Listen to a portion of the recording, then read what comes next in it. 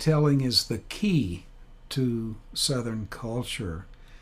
People in the South are telling stories every moment they're awake.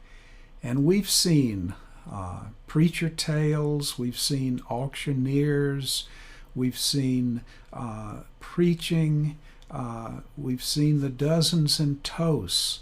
The story, as we will see, is a key to all of the American South, including the art, the painting, the photography, the literature, and music. We can see, for example, how out of the rich traditions of Southern spirituals and religious music, Pete Seeger was inspired to compose the great anthem of civil rights in the South, "We Shall Overcome." The song "We Shall Overcome" is now known worldwide. How it got to be what it is a long story. 1903, Reverend Charles Tindley of Philadelphia, great man, had a big church in Philadelphia. He wrote a song. You've seen it down sheet music, copyrighted. I'll overcome someday. I'll overcome someday. If in my heart I do not yield, I'll overcome someday. He put out a book called Gospel Pearls and started off the use of the word gospel music. And some of his students, like Lucy Campbell, went on to become other great gospel songwriters. And somewhere along the line between 1903 and 1945, I'll Overcome got a quite different melody and a quite different rhythm. I'll overcome, I'll overcome, I'll overcome someday.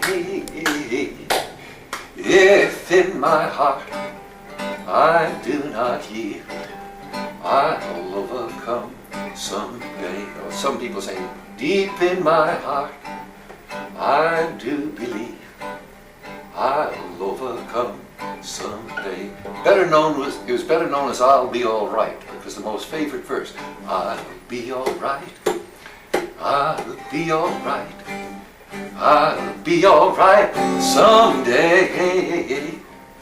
So on. I'll be like him. It was a well-known gospel song, still is, in this fast version, throughout North Carolina, South Carolina, I don't know where else. But in 1945 or 46, some 300 tobacco workers, mostly black, mostly women, were on strike in Charleston, South Carolina.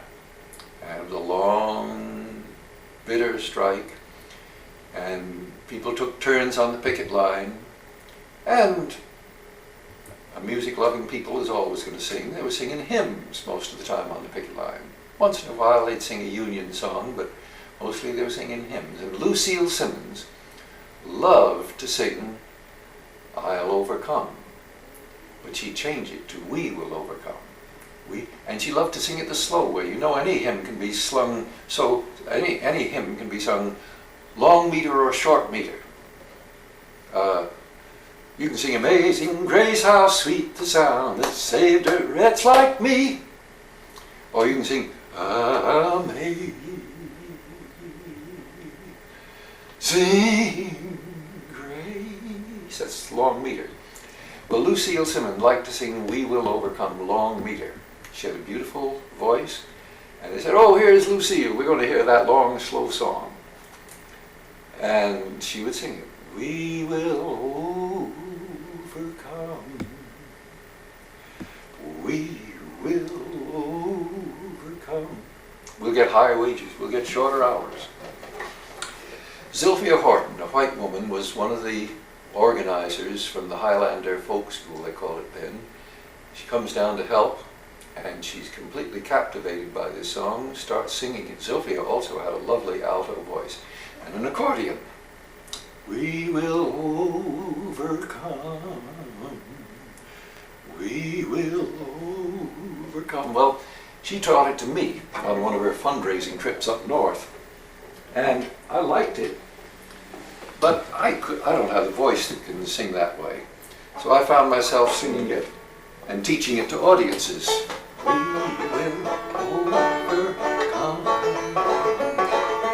We will overcome. And I added some verses. We shall live in peace, the whole wide world around. We'll walk hand in hand. And I traveled around the country, east, west. Out in Los Angeles, I meet a young fellow named Guy Carawan, teach it to him. Guy Carawan's family had come from North Carolina. He wanted to get acquainted with the South too, as I had. And he goes there, next thing you know, he's helping the Highlander Folk School with some workshops. And they had in 1960 an all-South workshop in the use of music in the freedom movement. And Guy teaches them this song. I wasn't there, but I suspect what they said, Guy, you got a good song, but you don't have the rhythm quite right. And they gave it the Motown beat, the famous soul beat. And so instead of going, we shall overcome, somewhere along the line, I changed the will to shall, me and my Harvard education. We shall, I think it opens up the mouth better. So they changed that rhythm. We shall overcome. We shall overcome. Put their arms around each other, cross their hands. And in this form, it now, within 1 month, spread through the South. It was the favorite song at the founding convention of SNCC 3 weeks later at Raleigh, North Carolina, where again people were from all through the South. Curiously enough, Dr. King had heard me sing the song 3 full years before. He came to the Highlander Folk School, and Zilphia Horton had died, and Miles says, Pete, won't you come down and lead some songs? We can't have a gathering here without music.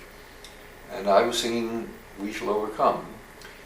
Ann Braden tells me that she drove Dr. King and Ralph Abernathy up to Kentucky the next day to a speaking engagement.